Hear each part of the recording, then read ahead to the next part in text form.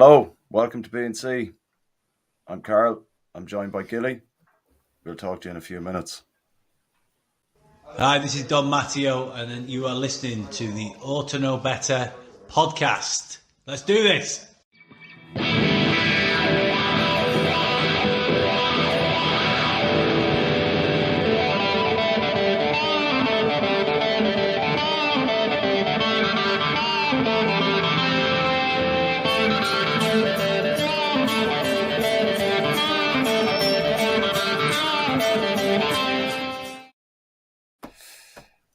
Hi, Gilly. How's it going? You sounded in that intro about as happy as I feel. Oh, that's okay. I didn't think that possible. Well. No. It came across well. No, it really didn't. Wow. Like, where do you start with that? Like, I'll tell you where I'm going to start. What I'm going to do is put into context everything that we're about to say is that we were shit today. Mm-hmm. There's all sorts of stuff that we can go on to talk about. You know, I'm certain that we'll talk about ref. I'm certain that we'll talk about VAR. I'm certain that we'll talk about our centre-back partnership. I'm certain that we'll talk about Brentford potentially, whatever else. We were not good enough today by a long shot. Mm-hmm. That's where we need to start, is that we have to accept that point. We just weren't good enough today. We weren't at the races. No. It brings into question what the hell the difference is between the same team that beat Chelsea comfortably and what we're seeing over the last two games, you know, and it's hard, like we're still getting caught with that ball in behind in around the back of the fullbacks. Now, I don't know how many times that has to happen or how many times it has to expose you before you look at it and go, right, we need to fucking fix that and we need to do it soon. But I've got sympathy for Jesse on that. I've got you know, it doesn't matter how much coaching you do. Mm-hmm. You cannot coach an experienced international centre-back to not nod the ball onto their attacker for him to just run through on goal, or to not do a Cruyff turn when you're 2 goals down and you're pushing to try and make something of the game. And that's the pair of them. That's 2 of them. It doesn't matter what a coach does when that coach has got genuine international players on the pitch doing that shit. I mean, how frustrating! I know he got sent off. To be fair, I don't think that was right that he got sent off. I think he was absolutely right to be creating about what was going on. He should have been livid. But yeah, you know, that side, there is no amount of coaching, or there's no mitigations that a manager can put in place to stop that sort of shit happening. There just isn't. But like, would you not say that you could change the formation and that would be a way of mitigating what's going on there? So we're toothless up front, and what we're going to do is put more defenders on the pitch because he's got no trust in the defenders he's got. No, I'm not saying that at all. I'm saying no, you have to. No. What I mean is, in order to change your formation to do anything about your defence, you have to put more emphasis on the defence. And as we know, we don't have enough up front. So what we end up doing is just Sam Allardyce in it. What would be wrong with changing formation? Like, we look like seriously narrow again today. Like, I know we keep banging on about it, like, but you've got Adams, and I'll get on to him in a second, and Rocca. Like, just play a 4-4-2 if it needs be. If that shores up any kind of fucking around, then just do it, just for the time being. Like, honestly, like, it's getting to the point where it's starting to look like it did last year when we needed to just play play the way it was, and But now it just seems like that's coming upon us again, and it's very, very frustrating because he seems like a good guy and a good coach and all that, but there's only so many times you can get walloped before you kind of look at it and go, right, I need to do something. Like, yeah, just on that, I think potentially some of the criticism we got earlier in the season about not making changes early enough potentially led to today. There's a balance, and if you think of we had the 4-2-3-1, we had the penis formation, we had 2 up top, we then took Joffrey off and we brought Click on and he was playing in behind. We were in that position where as a player, especially a player, I mean, Ayling differently because right back's right back, but Bamford comes into that with a 4-2-3-1 changing to a 4-2-2-2 and goes 2 up top with Joffrey. And then all of a sudden Joffrey's gone and Click's playing behind him and he's got Ayling on right and he's got Aronson playing through the centre as well, and it's all congested in the middle. And he's trying. That to me, it just stank of desperation. The issues that we had were in our defence. Mm-hmm. Koch has been at fault for 3 goals today, and Llorente then did that at the end. I think you're in a position where you take Rocker off. I mean, I'm going to let you talk about Adams, and then I'll share my opinion on him. But we had 2 anchors there today, and you take one of them off while you're chasing the game. I get that the point is that you need to put more emphasis on attack, but they were already tearing us apart. Yeah. You have to find another way to do it, and one of the ways that he were in maybe a no-win thing there because he needed to bring Click into the game, and I think he needed the experience and the older head there. He sacrificed Joffrey for that, but we needed emphasis on attack. So there's only so much you can do. Do you think Click is pushing for a start? I think with the way he's played when he's come on, he's looked very good. Like him and Ayling today, they were kind of, obviously I've been caught on camera saying that they're old and whatnot. Like, but you said it yourself. To be fair, you never said that about Click. You said that about Ayling in Dallas. I did, yeah. To be fair, but you can see that they bring a certain calm to the game. So Ayling, yes, absolutely. I said before. I've said in the first half, I think we just pulled it back. There was just 1 goal in it, and I said Ayling makes such a massive difference to this game today, and I think that was borne out. When it comes to Click, I think for me, Aronson starts every game. Mm-hmm. I really, really rate him. I think he's really, really good. Sinisterra scored again. Yep. And Harrison and Aronson have built in a really short space of time. Have really built an understanding with each other, and I don't think you can drop either Rocker or Adams. So. Yeah. I get what you're saying with Click's being influential in games when he comes on, although I didn't think he did much today. But he were all right, but in previous games he has played quite well. But who did he drop? Yeah, that's the thing as well. Like, but you have to try and find space to fit an experienced head in there. Like I said there the last day as well. Like the spine of our team is brand new to the Premier League. Every one of them, like from Rocca, Adams, Aronson. Even Joffrey kind of playing there now at the moment. Yeah. It's still new to him, and it's kind of hard to look at it and not understand why he's not bringing a more senior head into that team to settle things down early doors, or even from the start.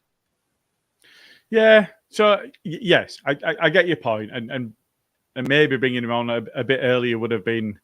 I mean, trying to bring Click on to settle something down, that's that's like pouring oil on a fire and expecting it to go out. But no, I do I get your point. In as much as control of the game rather than because you don't want it to play out as a dull, drab game. You don't want to bring him on and kill the game because we were behind in the game. We needed a foothold. So I get where you're coming from. In terms of starting, I personally, maybe slightly harsh. I don't think Jimmy's up to it yet. I really don't, and I really don't think giving him the number they have this season has done him any favours because the weight of expectation going into that first 11 at his age and influence level that he's got, I'm not convinced that we're right. Maybe it would have worked out, and he just immediately kicks on, but I'm not certain there. So for me, I think Bamford. Hopefully, will now be in a position to start. He's got a few more minutes in his legs. Will hopefully be in a position to start. That's a massive platform for us. It really is. Yeah. He did make a difference. Like he was holding the ball up very well when he came on, and you could see he was trying to bring players into the game a lot more than just kind of getting it up and trying to get it in the box quick as possible, turn and shoot. It seemed very as good as I thought we were in the first half. Everything seemed very Russian and hectic. Yeah. Where you know, you had Joffrey. Fair play to him. He was probably told take more shots, which, you know, as a striker, you'd love to be able to be told take more shots the whole time. You know, but you know, if Bamford's in that kind of position, him taking more shots are a little bit more clinical, I think. Like he tried to, Except today, when except it today. nearly hit Like, the corner flag. well, like you can give him that one, to be fair, because he's been out Yeah. for a while and he'll be rusty. You know what And I it mean? was a But tight angle. yeah. So, but I just think we just need to be a lot more shored up at the back. I think. Look, I think what you said about Somerville is right. It's a lot of pressure with the number 10. But I thought he played quite well when he came on. I thought he was dangerous when he started running at them. Stonewall penalty, in my opinion. The ref gives Yeah. a free kick for the same foul 5 minutes later outside the box. And it's like, come on, look, they did everything to. Here, we'll get into that in a minute anyway. Adams, I just want to say a quick word, needs to work on his passing. It's absolutely shocking. Now, he puts in a serious amount of running, which I've mad respect for, and he does a good job at what he does. But half of the time, he's putting in all that effort to recover a ball that he's misplaced a pass of. And imagine the engine he'd have on him if he wasn't recovering misplaced passes that he was giving away. Like, I counted maybe 6, 7 in the first 20 minutes where it was just, it passed to no one. You know, it's like, there's no one there, dude. Like, there's no one there. And I think that there's an expectation there that, you know, we've replaced Calvin with 2 players. Mm-hmm. Rockers, I mean, even Rocker had a couple that just sail straight out of play and what have Yeah. you. But we've seen he's got the range. He's got the passing range. I think, to be fair to him, again, going back to what you said about, I mean, it's not really the spine of the team. I think say the spine of the team is new to the Premier League, he's probably letting Cock and Lament off the hook a bit too much. But in that middle of the park, we've got 3 midfielders that were playing in there, all of which are new to the Premier League, playing behind what was a youth player that's now somebody that we need to rely on almost week in, week out. So I do get that point. You've got Adams, you've got Rocker, and you've got Aronson in front of them that are all new to the league, and I think they've got to build that level of understanding. That understanding won't come overnight. Of course. So yeah, I kind of am with you. We've also got, you know, Sinisterra's now come in. He started the season injured, so he didn't start the season. Aronson was out on the right, so Aronson, when he was playing on the right, was really direct, but he was hanging out on the right until he got the ball and then coming in. Whereas Sinisterra drifts a lot. Now he drifts a lot to good effect because he scored a couple of goals and he's taken them really well. But if you're Adams and you're in the middle and you don't have time when you're in there, especially in the Premier League now, and he's going to feel a bit rushed because it's such a fast-paced league.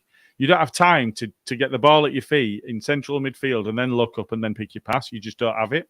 I think his positional sense and his tracking and his capabilities are slightly ahead of Rocker's, but Rocker's got that view already before he does something as to what he's going to do. He's got that in him. So they need to grow that and that level of understanding. I think equally to be to just expand on the point around Adams a little more. You're also looking for your attackers. Now, late in this game, he had Bamford up front. Before that, he had Bamford and Joffrey up front. Before that, he had Joffrey up front. But when he was first playing in the season, he had Rodrigo up front. All of which operate in completely different ways. And then you've got Sinisterra has come in. Aronson's moved inside. Harrison fairly standard, but then you've also had Dan James that plays in a completely different way as well. So that midfield has to have time. He also had Drame at right back, who plays in a different way to the way that Christensen plays, and then Ellen as well. So I think that central midfield area, you have to know what your players around you are doing without checking. Yeah, you have, and the only way you can build that is playing time together. You just can't. You can't give somebody that. So I don't disagree, but at the same time, they've got to be given time to settle. I agree with you. Like, they do have to be given time, but like, let's be honest. Like, it's passing the ball. Like, part of his job. And I think he just Yeah, needs to be a little absolutely, bit and I'm better not at it. Like, excusing that. you Yeah. know. But look, sure, we'll move on a little bit anyway. Just one point, Cody Drama put in a great ball today. I just want to acknowledge that little fizzer that he put in the half volley from out wide on the right. If he could do more of Yeah. that, please, that'd be much appreciated if he's getting his I don't chance. think he's going to get much of a chance. Yeah, we'll see. I think Ayling had such a big impact on the game coming on. I think if he doesn't have a reaction to the minutes he spent and he trains quite well, I think he starts the next game, even if Christensen's back. Yeah, I think so as well. But I think Ayling is always going to be the number one right back until such a time that he's not up to the job, and that doesn't look like happening, really, does it? Yeah, the weight of opinion was that Christensen had come in to oust Ayling and that Drama was going to be the future. For me, I don't see that. And that's not me writing players off before anybody jumps all over me on Twitter like I've had recently. I am absolutely not writing people off. And while ever they're playing for Leeds, I really want them to do well, regardless of what my opinions on their performances has been. But Christensen coming into that position hasn't had the impact that we were looking for. But you can't write off a player. You know, what are we, 5 games in? Oh, no, I'm not writing the lad off at all. No, I'm not saying you are, but my point is, I'm also not. I'm just saying there are periods that players take to get to grips with a new environment and a new club and a new country and a new league and everything else that's going on, and potentially even a different playing style. So, I think for me, a fit Ayling starts every game that he's available for. I mean, to be fair, having looked at the centre-backs today, I'd probably start Ayling alongside Cooper if I could in middle. Oh, Jesus Christ. Right, that's another conversation altogether, I think. Look, I do like Aronson as well, like just going back to that as well. I don't think he can be dropped at all, like, and, you know, to try and fit players in to suit something else would be silly. Just leave him be. But just there was 1 or 2 episodes today where he just needs to release the ball a little bit quicker. There was 1 or 2 touches out in the wing where he could have played in. I think it was Sinistera at one point for, you know, a couple of balls. Just that side of his game again, like I said, he's getting used to the league. He's getting used to the pace. He seems quite strong on the ball. Like at the same time, fella, though. Yeah, he does. But I mean, there's been. It might be putting a lot of pressure on him, bearing in mind that in the season that we had in the Champions League, he finished joint top scorer in it, as I recall. He seems to run and be built like Boyer, and Boyer was strong and short. You know, he was slight of stature, but for his size, you know, it was very difficult to manage. It was difficult to knock off the ball. Aronson appears to be sort of in the same ilk, not the same player, but. I think, you know, when you're saying he needs to release it a bit quicker, I think for me, the issues that he causes by running with the ball, more often than not, will bear fruit. So yes, there are some times when you could look back and go, actually, you could have passed that a bit sooner. But there are other times that him holding onto the ball and forcing a defender into backwards motion, going back towards the goal where no defender wants to be, will also get us into a better position. And then actually, if he's putting in a cross or if he's driven somebody back and he's able to get a shot off or play somebody in, you know, he's one of those front foot players, always looking to drive forward. And if that's with the ball at his feet, he's always making people think. And I like that about a player. Yeah, I like it as well. Like, don't get me wrong, but I've also noticed that a little bit over the last couple of games. He seems to be getting doubled and tripled up on any time he gets on the ball as well. So that would be kind of my thinking behind maybe releasing the ball a little bit sooner, because he's picking it up and then he's automatically got one person on him, and then there's always 2 players going to him on top of the player that's on him already. And I think maybe he just needs to learn to read the game a little bit better and release the ball before he gets ganged up on, because if it's all good and well him attracting 3 players, but if we lose the ball, they've got 3 players to then spring a counter attack or whatever the case may be. And, I think the other side to it is Harrison also had 2 players on him throughout the entire of the first half. Now, if Harrison and Aronson are being marked out of the game, somebody's cheating. This is the other thing, isn't it? Like, but you know, it's just something. You see these things. You know, you played football as well, like, but you see these kind of scenarios on the pitch, and you're kind of like, yeah, just let it go. If you see two players coming, that means they're out of position. Learn to play the ball just before they get there. There is, take advantage of it. yeah. If another team is willing to double or triple up on a player when he gets the ball, as soon as you get it, release the ball, because he had Sinisterra there out wide today twice at least. I recall, where he could have played it down the line, and he just waited, and then there was 2-3 players on him straight away, and they turned the ball over. Again, it's just I suppose just a case of him learning and just reading the game a little better, I think. But what did you think of the second half? It was a shit show. Fucking awful. I did think we were the better side in the first half. I thought that we made too many changes. We were too inconsistent, and we never had a grip. And to be fair to them, every single attack they had, they sat in that low block. It felt very much like Pulis ball, but it's effective. They've got pace up front, and therefore a long ball is a position. Sorry, I'm just distracted by one of the comments. That long ball position there, we're just in that. We could not cope with it. Now, Mbuemo's quick, Tony's quick and strong, and we just could not cope with them from start to finish. I didn't think we'd mentioned the refs for a while, so I don't really get that comment. I don't think we've actually mentioned the ref yet. Like he's yet to come. yeah. That and other bits. Do you maybe want to run through a few comments there, Gilly, and just see what the folks are saying? And yeah, no problem. Go from there. Don't worry, guys. Didn't need a left back. Sending out a centre back on loan was a great idea. Now, the left back thing is a problem. The centre back on loan, if you look at the start of the season rather than what's transpired in the meantime, we had Cooper and Struijk and Koch and Llorente and Hjelde that can also play at left back. We were in this, and Ayling can do it. I don't like to see him there because it impacts us at right back so much. But we had players that could do it that you would argue would be in front of Cresswell. So that one in particular, for me, is not too bad. The left back, criminal, absolutely criminal.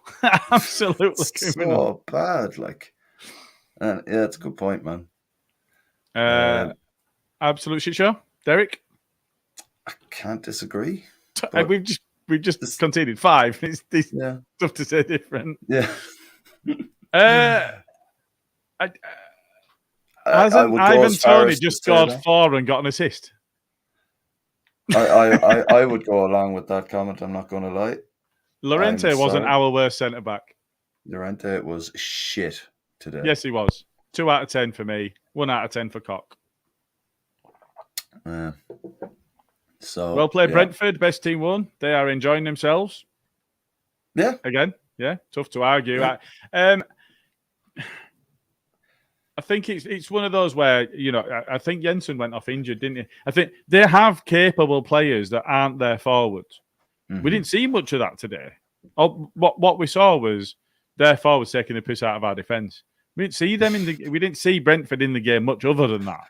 We just saw our defence capitulating time and time again, and their forwards taking the piss. I don't think. I mean, that might be the wrong view.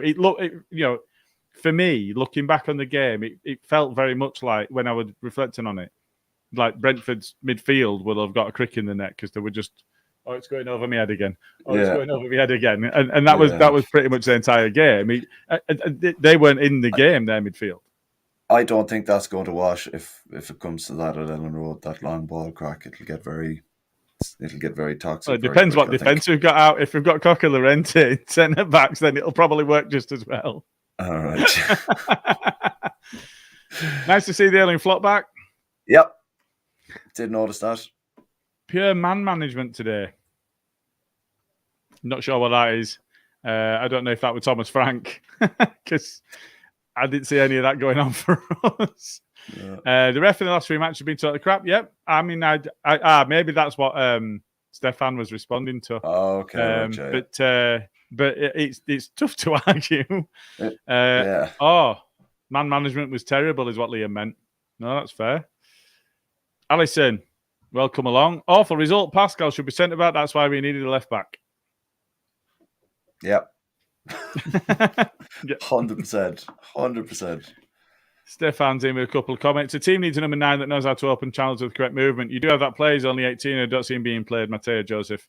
And, he's now got 2 players that he's vying with in the under-21s. Mm-hmm. I think when I had a look, I think in 3 games, Joseph scored 5 goals. And in 4 games, Perkins has scored 5 goals. So in more games. But a lot more people are talking about Perkins now. Talking about Perkins and just getting a bit of attention is irrelevant, really. It's the coaches and the management team that will be looking at that. But you've also now got an additional player coming in. Our star striker, those 9 in 63 games in a chocolatier and clockmakers league. I think we've got to be really careful with Gnonto. I really do. In as much as just because he was bought at the point at which we really, really need a striker doesn't mean that he's a striker that we really, really needed. And we can't afford to put that amount of pressure on a young man coming into the club. He comes in highly rated. Great. Let's give him an opportunity to bed in, to settle, and to kind of start to grow in a completely new country, new club, and go from there. Clearly, he's got bags of potential. Italy did play him in 4 games and friendlies, Nations League or whatever it is, but it's still friendlies, isn't it? They just called it something else to try and get people a bit more interested in friendlies. But be that as it may, he wouldn't have been there if the potential wasn't there. He's not there just as an also ran. He was in the side and he was playing, and that's because of the potential. So hopefully that'll turn out to be a good signing. But we've got to be really careful not to just load that pressure on him, just because at the point and the context and the drama around the situation of him joining the club. Yeah, we had the refs comment. Koch has to spend half of his time worrying what Llorente is going to do next. It must be exhausting. I think that's an either or. I think both centre backs are so out of form, and I know that Marsh spoke about Koch and said he's been one of our best players. I mean, for me, that's just an outright lie to try and build somebody up, because he'd been woeful, he'd been awful, he'd been really, really bad. I don't think he's been as bad as Llorente. Oh, though. Terrible! Fucking no. In the last 2 games. Llorente, I mean, sorry, not the last 2 games, including today. Previous to today, I think Llorente had been our worst defender in those 2 games. Before that, it had been Koch. Today, they were both absolutely appalling. All you can think of is that that's a confidence thing. And I know that saying Koch's been a good player, one of the better players or whatever, he's trying to build confidence or whatever else is going on there. Cooper walks back into that side. Ayling walks back into that side, because the players that are there now just haven't been playing that well. So who do I think you put Koch or Stewart in beside Cooper? So I said that on Twitter. Shelder played against Barnsley. He didn't have a great night of it, but a lot of what he was trying to do wasn't seen by his teammates. He was trying to get forward. The ball was played behind him. He'd hang back because the ball had just been played behind him and the ball was where he was wanting to be the previous time. I think he was really unlucky with some things, but you don't get away with that sort of thing in the Premier League. Yeah. So I'm not sure. I'm really not sure. It depends on fitness levels and where people are. For me, I think, Ayling played today. Cooper played in the Barnsley game. So it was a surprise to me that he wasn't on the bench in the last game. And then so I'm not sure. For me, Cooper's in that side if he's fit enough. I think he has to come back in. Really. Yeah, I think he has to come back in. Like the balance in the back 4 just seems to be all over the place at the moment. I think if you get Cooper back in, put Struijk in beside Cooper, Ayling at right back, then all we have to do is just worry about left back. We didn't get one in the transfer window. That's right, yeah. Sorry. Right. I don't know when Firpo's back. I've made the point before, actually. I would be quite excited if we had Cooper, and I would still choose Llorente, even though what happened today when we were already 4-2 down. I think that alongside Cooper, Llorente is a much better player. Now, is he good enough? Is Koch good enough longer term? I'm not confident on either. Actually, I think that long term, Struijk and Cresswell are going to be our centre back partnership. However, at this point in time, I think Cooper's our best centre back, and I think alongside him, Llorente plays better than Koch does. Although I will accept Koch hasn't had much time playing alongside Cooper. But I want to see what Firpo and Ayling play like when there's not much emphasis on defence from them because of the two sitting midfielders. Yeah. Because there isn't, there genuinely isn't. They will be asked to get forward as much as possible. And that's Firpo's game. And we've already seen what Ayling can do. I think he had more ball carrying minutes than anybody, including Messi, or maybe it was just behind Messi in the end, or whatever it was in our first season back. Yeah. He was dynamite going forward. So being able to see two genuinely attacking players, you look at Struijk, an absolutely manful job he's doing at left back. It really is. Yeah. But you look at the positions he were in today, and I think you mentioned it at the start of the podcast, or it might have been somebody said in the group chat. He were in so many positive positions, then just didn't cross the ball. Yeah, that was the thing. I was sitting there. It's like there was a couple where Jack literally rolled it back to him, and all you had to do was just ping it in, and nothing. And you're like, "What are you doing? Just put it in, man. You've got a left foot that you can use. Put it in." Yeah. You know? Here's one. Do we really have to put up with the nonsense of March with his touchline antics? I love them. That might be an unpopular opinion, but I love them. But the one thing I would say, and I think we both said it before, is he was absolutely right to be fuming at that decision today. The one he got red carded for. If a manager just goes, it's okay, I'm going to be fuming at the manager. Yeah, absolutely. Like we were saying earlier, if you give a free kick for the one outside the box, you have to give the penalty. Yeah. Simple as that. Like there was a foul for the penalty shout. There was a foul where he pulled on his jersey outside the box. And then the second foul came inside the box. He didn't give a foul for either. So you're kind of looking at it going, when VAR came into it then, like it was like, you just knew that they looked at every way to give the Brentford penalty, and they looked at every way to not give our penalty. Well, was there a VAR check for ours?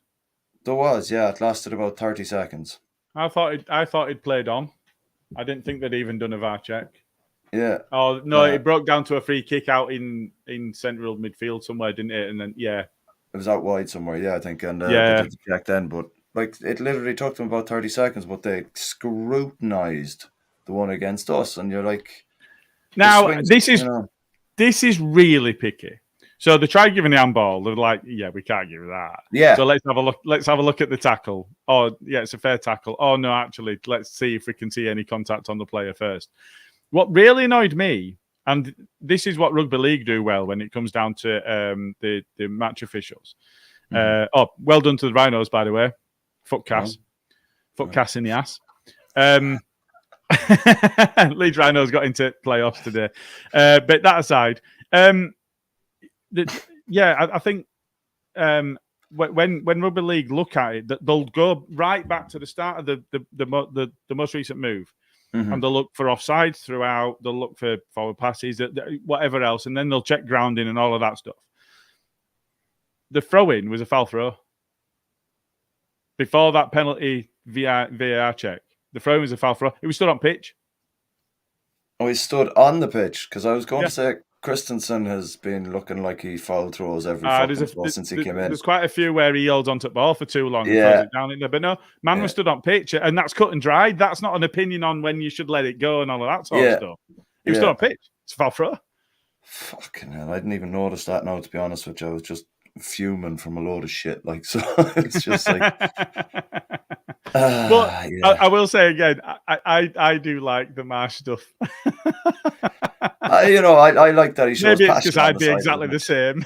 Yeah, I'd be kicking off. I'd be screwing it all the time. Like, and you can understand his frustration as well. So I think it was a bit extreme. Like, I guarantee you though, he'll be gone for the next game, and it'll be straight away. It'll be done Monday, and everything will be done. Paperwork in, nothing else. Not like Tuchel. God, not like Tuchel. Yeah, fucking pricks. Anyway, that's wound me up a little bit there. Firepower looked good in pre-season. Yeah, it looked all right. I guess it looked really good at the start. Hang on a minute. Oh, what's this? I think firepower might have been a typo, a spell checker. Firpo looked good in pre-season. What are you saying? Yeah, he did look all right, and he came out after that Real Betis game fairly confident and happy with his performance, and then we're told he's injured. And you're like, what the fuck? Yeah, and the only one that and you know, our backup is Dallas, and he's injured. Who's a perfectly capable left back. Yeah, it's just out for majority of the season. He's the modern day Rolls Royce, isn't he? So. We need Stewart in centre as soon as possible. Yes, Stephen, that is looking like some serious facts you're spitting there. I'm not going to lie. As soon as Cooper comes back in, it'll be interesting to see who Marsh puts in beside him. I think it will. I don't know. I think the good thing about it is it doesn't matter who it is. I'm confident that they will play better just because Cooper's there. Yeah, like he has gone on a mad trajectory of League One Liam to fucking hell. Like we're literally lost without him. Can't survive without him. Yeah, this is the thing. It's gone from one extreme to the other, and it is mad that we're sitting here and we're like, yeah, we need Cooper back in. We need him back in straight away. That's the last person we ever thought we'd be kind of sitting there going, shit, we need him back in now. Naughty, not me. Not me. Rated it from the start. All right, okay. Well, you lot, especially Smarty and Jay, that piled on Cooper, League One Liam, and all of that shit. I was never having any of that. Cooper hating bastards at the start. Yes. Yes. Ben, it was a definite penalty. I thought maybe the fuss with Marsh messed our appeal up. I don't think the fuss with Marsh messed our appeal up, if I'm honest. But it was a definite if I was looking penalty at it, for me. Yeah. If I was looking at it, they've got to give it or not, or tell him to review or not. Mm-hmm. You know, yes, they still deal with Marsh as well as that, but equally, like I said, they looked at every way not to give it to us. You know. Yeah. So, yeah, VAR can go and suck a fat one now. I'm going to be perfectly honest with you. There's one for you. Llorente and Strike out of position. Llorente is a right-hand centre-back. Mm-hmm. Yeah. So Cooper comes back in, Llorente goes to right, or Cox stays at right, and Llorente gets dropped. There's all sorts of different connotations. I think the positive we can take from it is the fact that Cooper and Ayling are coming back. Yeah. And I think there'll be a better team with them there. Yeah. I think, like we were saying, it just that experience coming in just... It'll settle us down, hopefully, and just we might actually start playing ball. I like the one thing that frustrates me about Llorente is he thinks he's a ball playing centre back. And he's not. Here's a question for you. Well, I don't know. I think he is, but he takes too many chances. But here's a question for you. You're 4-2 down. Yeah. You're in a position where you have to not make any mistakes at all, and you're also in a position where we're in London. That's the fucking difference. So we're in London, where we very rarely get anything, and we're 4-2 down, and your defensive centre back partner has had an absolute fucking horror show, and has set 3 goals up, and you're in a position where you've got the ball in the centre of the park with nobody within 15 yards of you. Yeah. In what world is the right thing to do is to stop, let pressure come onto you, and then Cruyff turn? I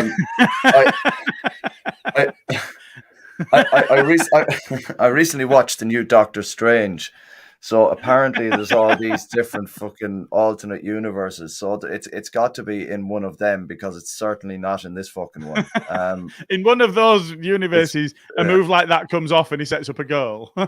he's looking champion, man. He's top of the world in a different universe. In this universe, just fucking get it out or pass it. Because you don't do that shit. He had to launch it. Yeah, not only did we need it up front anyway, and we have a striker on the pitch that can actually do something with the ball into him now, rather than it having to be down the channels or whatever else. We had to get it up front, and instead he's caught pissing about with it at the back and does a fucking Cruyff turn in the middle of the pitch. What? Then, didn't they score from said fuck up? Didn't they? They did. Yeah, that was their fifth. Yeah. Yeah. So get it out. Get it out. Just fucking get it out. Not seen anything at this time to say he'll be a quality centre back.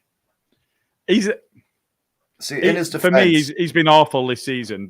But have we seen enough of him prior to this season to think that he's got what it takes? Well, I was just going to make that point, Gilly. It's like last season he was covering in Phillips' position more often than he was playing centre back. And he did a bit of right back as well. He did a spell when Alien were first out, didn't he? Yeah, and then the season before, it was essentially the same scenario as well, covering for Calvin. I think the season before, the one thing that I would say is the season before, him and Strike against Liverpool, first time they'd ever played together, and yes, we lost the game, and it was a cock handball, but that was a situation that later in the season would have not been a handball. So it was purely just put in to benefit Liverpool and then taken away.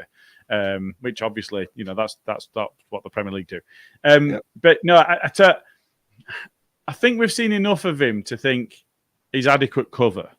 I don't think he's a player that if we want to be mid-table or better each season, I don't think he's good enough for that personally.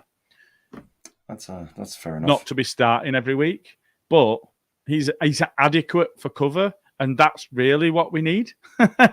We need the depth in the squad. So I'm absolutely not wanting to just get shut because we need players in the squad, especially experienced ones. That's what we're missing. We don't have. And, there's a few people, I'm not going to name any of them, but there's a few people that keep tagging me in going, look how well we're doing. For me, it's not. And insisting that we've expanded on the squad. we just haven't. It's a lie. We have not expanded the squad. We don't have any more numbers in. We didn't have more numbers in before Dan James went. So in one window, we've sold our two best players and then loaned Gaz, Motherwell Gaz. In one window, we've sold. He tweeted it out earlier. We've sold our two best players and then loaned I think he said our second most expensive player ever, but who was more expensive than Dan James? Wasn't he 28 million? He's still the most expensive. Yeah, Rodrigo was more expensive than that. Rodrigo was 30 million, wasn't he? 29, 30 million. I thought Rodrigo was 27 and Dan James was 28, 29. No. Anyway, I mean, a very, very, very expensive player that we signed last summer that we've just given to a newly promoted team when we finished one side above the relegation zone last season. I saw a lot of people saying that the reason we bought Dan James was because he was a Bielsa player that Bielsa wanted, and apparently they reckon he doesn't fit the Marsh system. I was absolutely desperate for Dan James when we were in the Championship. If we'd have signed him that season that he was at Elland Road holding up the shirt, wearing the shirt, the pictures being... If we'd signed him then, I am confident we'd have got promoted that season. Oh, yeah, Turned out we didn't. At the end, he signed for the scum and all of that sort of stuff. We'd signed him for 3-4 times what we'd agreed for him initially and all of that sort of stuff. None of that is the player's fault. I'm not castigating him in any way for any of that. But we shouldn't have gone back in for it. I don't think so, no. What does he do in the Premier League? Well, he runs fast. So does Adama, and we know what I think about that. Yeah, but to be fair, he was, wasn't he our top assister last season, even though he was kind of in and out of the team? No, 4 goals, 4 assists. Harrison and Rafinha both got more than that. I thought Dan James got more assists than that now. I thought it were 4 and 4. I'm happy to be corrected. Oh, no. I just thought I saw a tweet saying that he was our most successful assister, even though he was out of, or maybe it was down to the amount of games that he'd played. Maybe he didn't start many with with Harrison and Harrison and Rafinha were first choice wingers. But to be fair, I mean, he played quite a bit, but he was playing up front. Yeah, out of position. Like there against Chelsea, he actually played in his position, and he looked quite good when he was playing in his actual position, which was nice to see. But maybe here's a question. Here is a question. Luke Thompson. If it was a Bielsa player and they were going to replace Bielsa in the summer anyway, why buy him in the first place? But you give Bielsa whatever he wants, and if Bielsa wanted that player, then you buy that fucking player. Like, you know. It's a fair good question, point. Like, oh no, absolutely, yeah. But again, that's down to the board, like the board and Bielsa, I guess. Bielsa wanted him to change it round in January, and you know that would be the way it went. And no, so it is what it is. I think he's as long as we're going to take a serious hit on him. I think if we do sell him, like we're not going to recoup what we paid. I don't think. No, but absolutely not. No, I don't think so. No. I think in relation to the whole VAR thing, we might leave that for the main pod on Tuesday because that could be a lengthy one. Yeah. So Luke has also popped in with this one as well. Can someone find flights to Spain and put Llorente on it? That's sound. I'll drive him to the airport, man. It's absolutely no bother. Sound, deliver on the corner.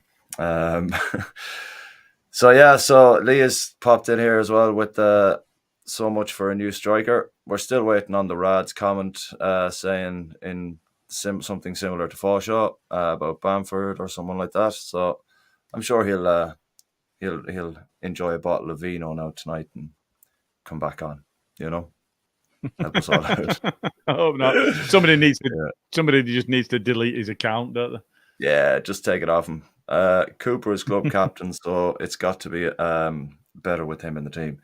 Look, I think with Cooper, I think he very much, at the moment, he puts a calm and influence on the team. The team just seem to play a lot better when he is in the team. Like we were saying earlier, Gilly, it's like he's gone from League One Liam to Jesus Christ, we need Cooper in the space of a couple of years. Like, so, I think there were 3.5 months. I seem to recall early November, I think he got injured. The 2 games before his injury, we kept a clean sheet. We didn't keep a clean sheet until he came back into the side 3.5 months later. Mm-hmm. Says it all, really, doesn't it? Yeah. So, yeah. Any other business, Gilly? I hate them. I hate the fact. Somebody said earlier, Pontus has gone down having had the ball blasted in his face. What a pussy! But all I'm surprised about is the fact that he's doing it when they're winning. Because we've seen him bottle it in the past. That for me is Llorente's biggest issue. For me, is his bottle. And I don't know if that's where his head goes because he just doesn't have the bottle for the occasion. I don't know. Just touching on Brentford, they're a tin pot side that have absolutely done a number on us, and you can't take that away from them today. Yeah, I think there were VAR issues. I think there were refereeing issues. Yeah, I think that there were things that we inflicted on ourselves really clearly. But they took advantage. You've got to be there to take advantage of it. They scored 5 goals against us. Fair play. This is the thing, yeah. Can't like they played their game plan really well, and it came off. But again, you know, we kind of aided and abetted their fucking 5 goals today. Like so. Yeah, we absolutely did. But you've got to give it to Tony. You know that one where Meslier comes sprinting out to save Koch, but his clearance goes to, I think it was Mbuemo, and then he just plays Tony inside. Meslier is never catching him up. He's just not going to. And the composure to clip it over two players. Yeah. You've also got to take that chance. Yeah. Now, it helps that they were in front, but here's a question. How much different would that game have gone had Rads got his wallet out and bought Ivan Toney?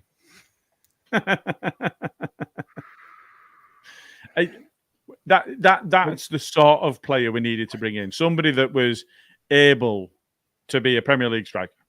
Mm-hmm. Somebody that can score goals, somebody that can push Bamford, somebody that can replace Bamford if Bamford's off form, somebody that is driving him. Yes, he would have cost money. Yeah, but we didn't spend any money in the summer, did we? Yeah, no. So, and actually, if you actually subscribe to the Adams theory of we've not even paid for him yet, then we're 22 million in the green. There you go. So no excuses really. Like he's coming around. Like just take anyone who's next to or around Rads tonight. Just take your phone off. Take his phone off him and jab him in the head. Just throw it out of the nearest window and just leave us be for tonight. Like look, like you're saying, Gilly, there. Fair play at Brentford. They did what they needed to do. We looked shoddy. We abated and abetted all that shit as well. So. Be interesting to see one the thing post-match though. Comments. Yeah. One thing. I'm really, really, really glad that Canos didn't play in that win. Yeah. What a twat. God, Equally, Thomas Frank can still get fucked. Yeah, absolutely. Thomas Frank. I hate the way he chews gum, man. You're like, fucking hell. It's like, I don't know what. It's just stop. So, yeah, look, if no other business there, Gilly, do you want to maybe say goodbye to the nice folks that have been sticking around for our waffle on about the post-match Brentford? Yeah, job done. So thanks to everybody getting involved in the comments, all of that shit. Just in terms of, I think there might be a competition running at the moment. Oh, yeah. Can you remember what it is? It's by our sponsor, CBD. Home shirt, isn't it? That's right. Home shirt and some CBD lip balms, I think, is what's on offer at the moment. So just head over to the Twitter page. It's on there. It's a pinned tweet. Just retweet, follow the rules, and best of luck. Yeah, best of luck, everyone. And follow and do all of that sort of stuff. And a few of us will be back on Tuesday. Yeah, no doubt. Have a nice evening if you can.